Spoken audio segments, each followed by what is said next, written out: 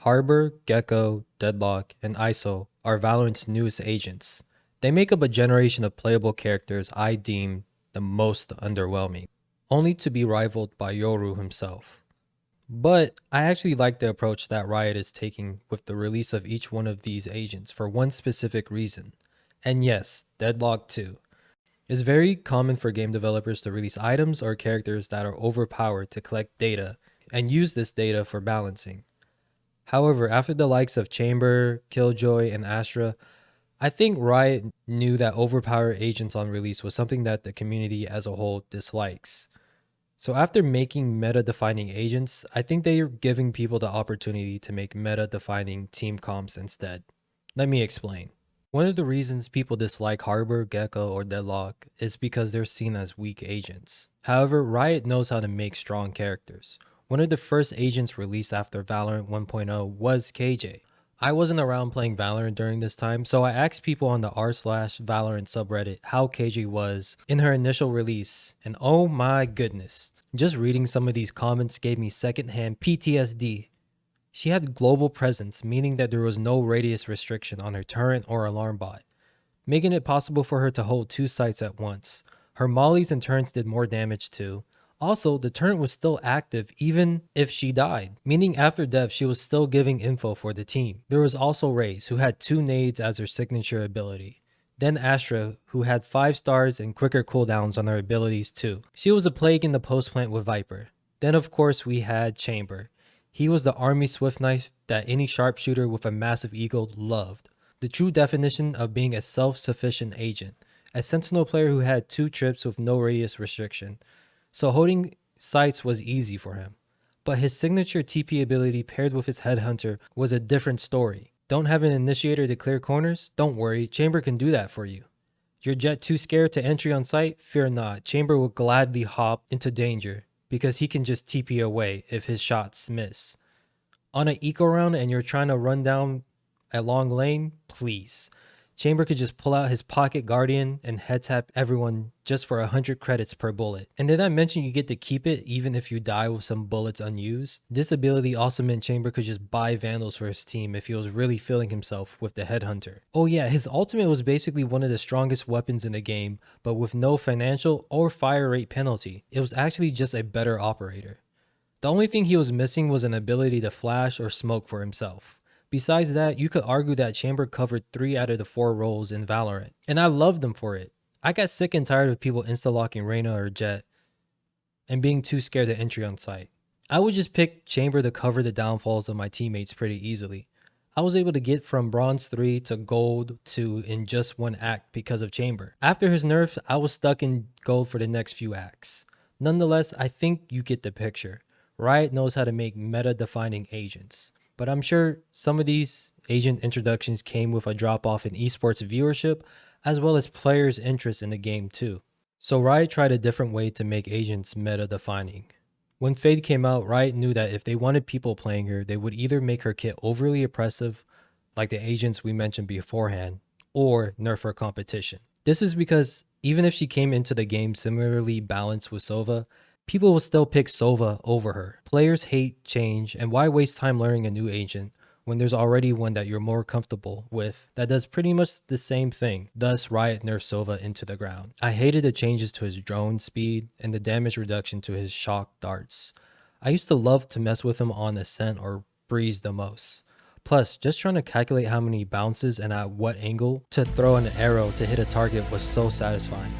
But when Fade came into the game, I would be throwing if I or someone with similar skills picked Sova over her. At this point, she was just better at clearing corners, revealing enemies, and the combo potential with Raze and Astra was sublime. This too probably had a negative effect on people who main Sova.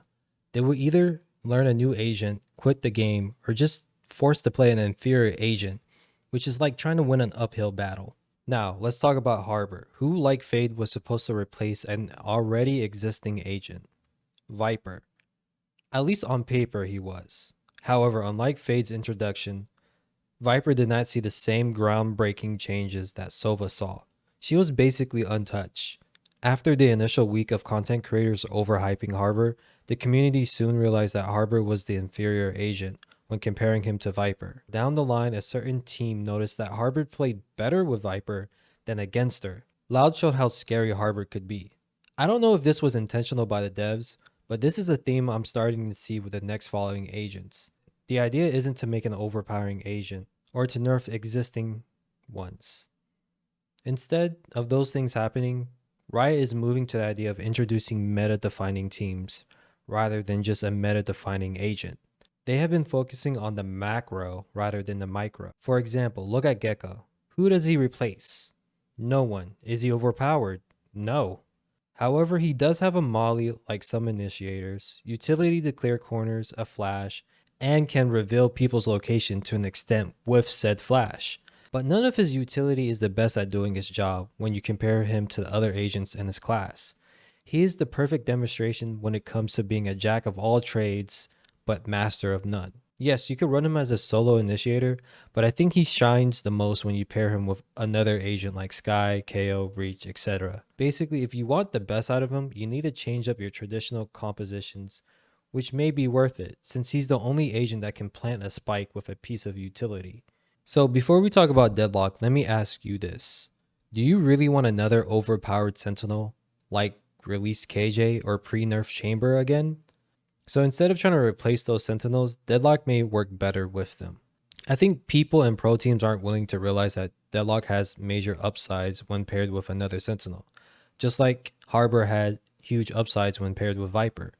Would it be easy? Probably not. Could it be worth it? Absolutely.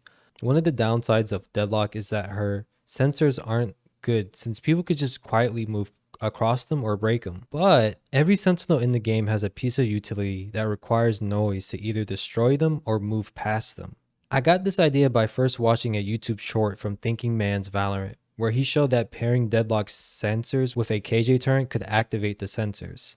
And to that, I have to point out that this gives the utility more value and opportunities to get kills with. In my ranked games, it's easy to break Cypher trips, KJ turns, a Sage wall, or a Chamber trip. This has made those items more for gathering information than utilities to get kills with. Yes, you can have different setups, but people will eventually know where to look to take them out. With Deadlock though, this adds high opportunity to get kills if those sensors goes off and are placed correctly. What do you prefer? Swinging when the turret goes off and is quickly broken afterwards? Or swinging when the turret goes off, knowing that the enemy is also stunned in the process? Of course, this can only work on certain parts of some maps, but nonetheless, I think Deadlock can still see more play. Even Potter, the coach of Champs 2023 winners, said that there may be some potential with Sage as a double wall, since rifles have less ammo now. I do have to say that this is still a stretch for me to see happen successfully, and I still think Deadlock needs buffs. But I don't think people should just write her off yet without thinking about all the possibilities you can run with her. Just like when people wrote off Harbor, there could still be upsides if the right people and team comps are in position. Overall, I made this video to commend Riot for how they release agents nowadays, giving them their flowers while the game is alive and thriving. I know people love to hate on Riot for some of their choices, but when you compare them to other companies, you soon realize how lucky we are to have them in charge of the game. They could have stayed doing what everyone else commonly does in the gaming sphere by releasing items or characters that are overpowered. However, they're taking a different approach after the likes of Chamber, KJ, and Astra. So instead of making meta-defining agents, I think they're giving people the opportunity to make meta-defining team comps instead.